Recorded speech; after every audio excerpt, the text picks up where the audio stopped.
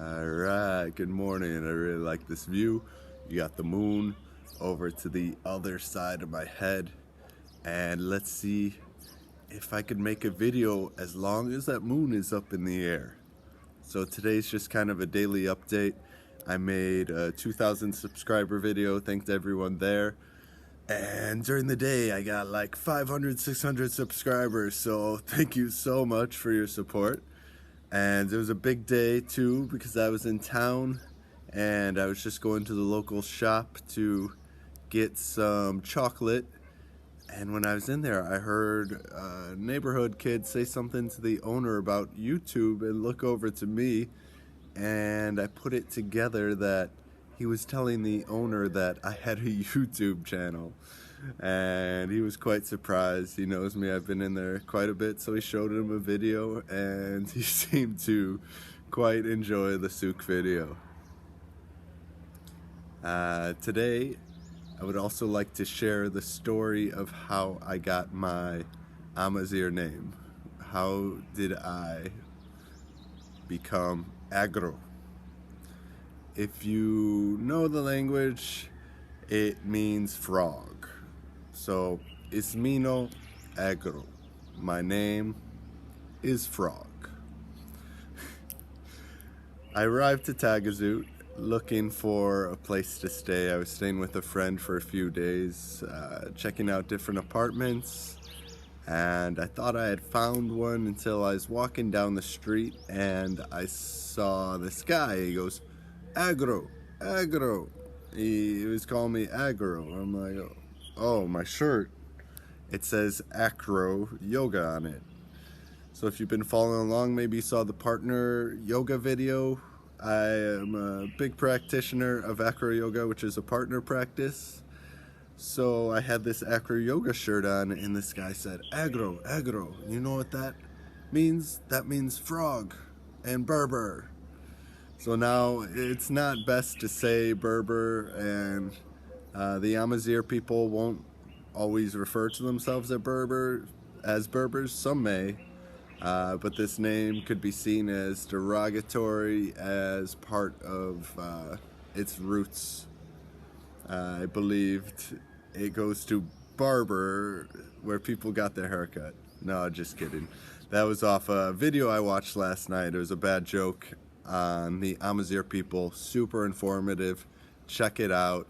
I know a lot of my family back home have no idea about the Amazir people, or even Moroccan people in general. They may hear Africa and think that everyone is black, so I'm hoping these videos could help give people back in America a better understanding of what exactly it's like in Morocco.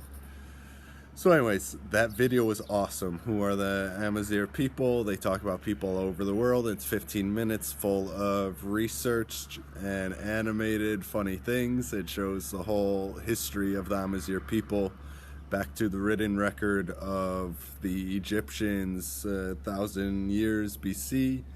Their calendar is in the year 2,900 or something, because they go off that date in which Egypt recognized them. They also have a complicated history with lots of invaders and co-inhabitors. And in the recent years, let's say 70 years since the decolonization of the French, they have struggled for their rights next to the Arabization that has been happening. So in the past 10 years or 20 years, there's been great improvements in terms of recognizing Taghazout as an official language in both Algeria and Morocco, as well as also teaching it in public schools, because there's a time when there was a poet who was banned from speaking in Algeria in the, I think, 1980, and it caused many student unrest. So there's protests, and people were not happy with this. So the Amazir people, how I got my name agro. A guy saw me in Taghazout with the acro yoga shirt, and he started calling me agro, and he also told me he had an apartment to check out. So I followed him up these stairs.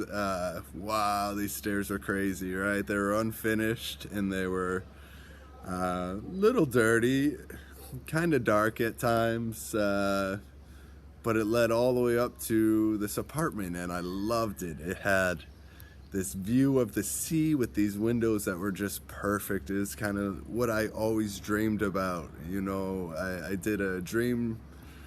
What do I see in my dream life, right? How do I live my life? What do I do? And one of it was by the beach with this amazing view by the water. I told you I was above Mohammed's apartment. He had all this pottery, so I go out my front door and people are taking pictures all the time for Instagram. Sometimes there's models having a photo shoot, so I was in this very popular touristic spot. Beautiful view of Taghazout over the fishing boats. But when you're thinking what you want in life, make sure you write down all the details. People will talk about manifestation and the secret and the power of your mind. So really make sure to put all the details in there, because from this journaling exercise, I've had a lot of what I wrote down manifest in the past couple of years. I did this in 2017, and now things are still coming to fruition. Things are coming into my life, especially with this YouTube channel now, because I had written that I tell stories, you know, I do this, and now I'm finally coming to telling more and more stories. So I really liked the apartment. I dug the view. I ended up renting this apartment from Hafid. He was an Amazigh man, and his partner was Rakita, also an Amazigh woman. Cool note about Amazigh women is they sometimes get face tattoos, which in Morocco, not many people have tattoos. I don't think I've ever seen a tattoo shop around here. Maybe I think there's a guy that kind of comes to houses and does it here near Agadir.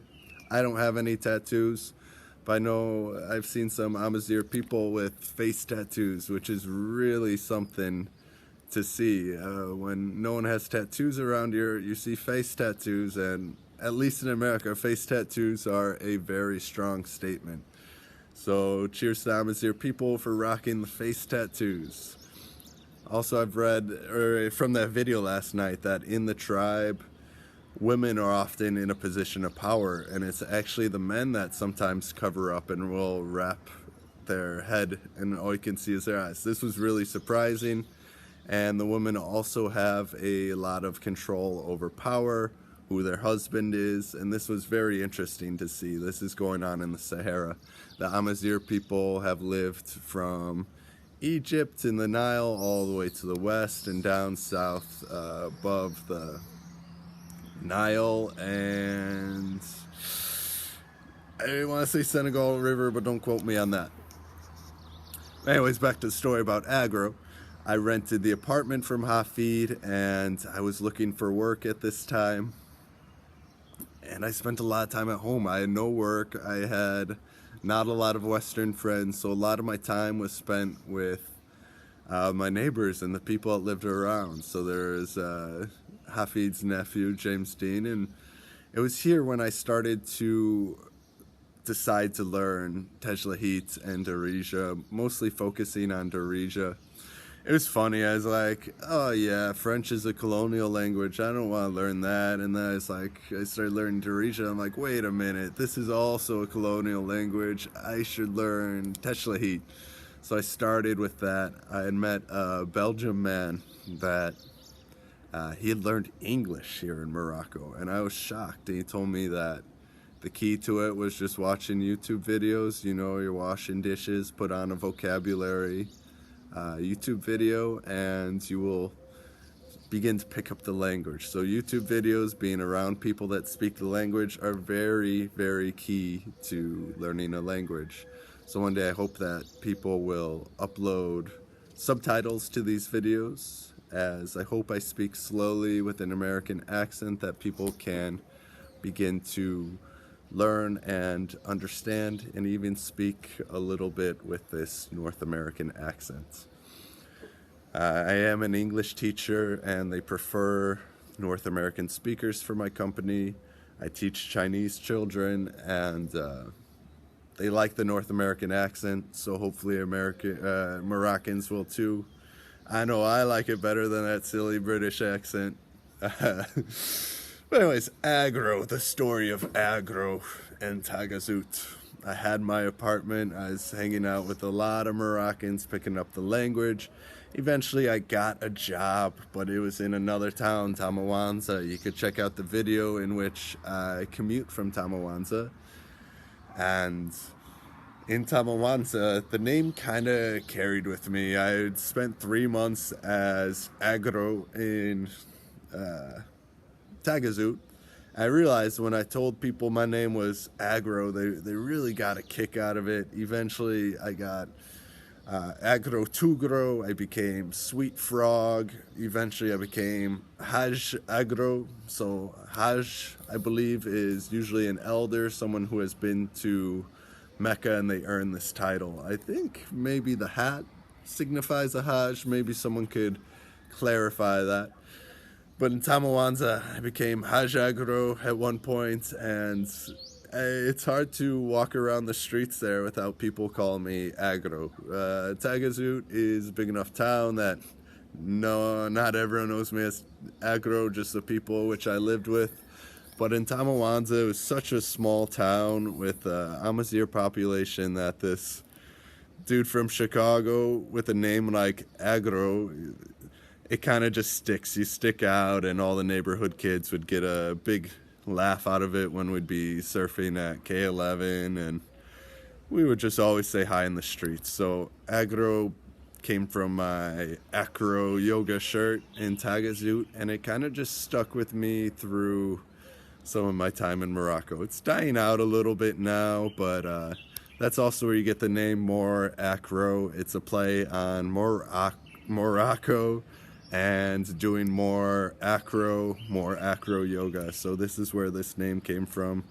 It's a couple years old, but yeah, check out the video on the Amazir people. It's called Who Are the Berbers, actually, and then he goes in to say that Berber is actually not the correct name for this. So the Amazir people, natives of Northern Africa, check out the video. Come to Morocco and meet some for yourself. Very friendly, hospitable people. I've met them in the Atlas Mountains, across the desert, and they're especially here in the south, near Agadir, less in the north of Rabat, Casablanca, and Tangier. I'm sure they still exist, but the majority of them here are in the south of Morocco, I believe. And of course, there's dialects within this language.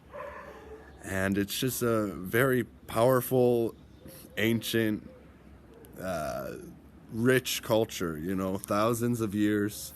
The original inhabitants here of North Africa. I like conspiracy theories, always love the paranormal, like UFOs, ghosts, Bigfoot, the Loch Ness Monster. Now, it's not to say I believe in these things. I just like to hear the stories and entertain the ideas. So the conspiracy theory would be that the Amazigh people are the descendants of Atlanteans, or that Atlantis was actually in the middle of the Sahara and it became a desert, lost all its water. So the Amazigh people, we talked about Africans being black. This is the stereotype. The Amazigh people can often be very light-skinned. I mean, I don't know, YouTube, what do you think? Maybe I could pass for Amazigh one day, inshallah, I hope.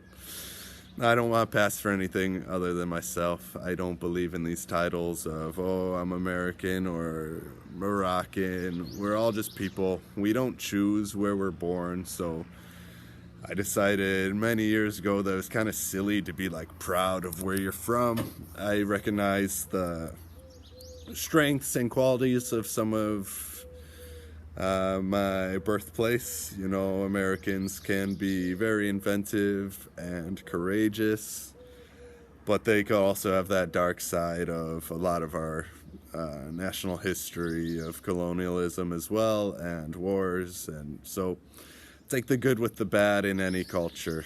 You're gonna have it with the Amazigh people too. It wasn't all roses and sunshine, right? History is a very dark thing a lot of times, and we gotta be careful that it doesn't repeat itself. So learning from our history. All right, so we're at 15 minutes here. I'm gonna round out this video. We can't really see the moon so much anymore. Yeah, there it is. But now the sun's coming up into my face. So, story of Hajj Agro, Amazigh people of Northern Africa. Check them out. Learn about the indigenous here. And I hope you liked the video. Please like, subscribe, or share. And continue to follow this journey. Thank you.